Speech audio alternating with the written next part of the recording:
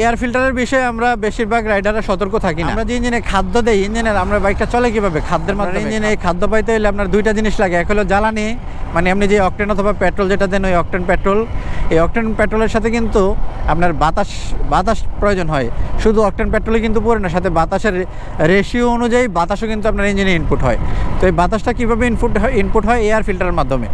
আপনার এই air filter যদি জ্যাম থাকে তাহলে কিন্তু আপনি ঠিকঠাক মতো ইঞ্জিনে বাতাস যদি না পায়, আপনার কিন্তু ফুয়েল কনজাম্পশন বাইরে যাবে। ফুয়েল কনজাম্পশন মানে আপনার ইঞ্জিনে ফুয়েল খরচের পরিমাণ বাইরে যাবে।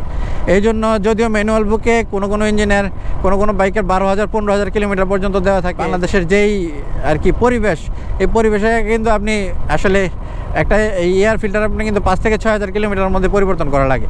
তো আপনারা এই 300-400 টাকা বাঁচাইতে যে ফুয়েল কনজাম্পশন, মানে আপনারা ওই দিক দিয়ে 300-400 টাকা বাঁচাইতেছেন, বাট এই দিক দিয়ে আপনার ফুয়েল কিন্তু অতিরিক্ত খরচ হয়ে যাচ্ছে। 5 থেকে 6,000 কিলোমিটার পর এয়ার ফিল্টার আপনারা পরিবর্তন করে ফেলেন।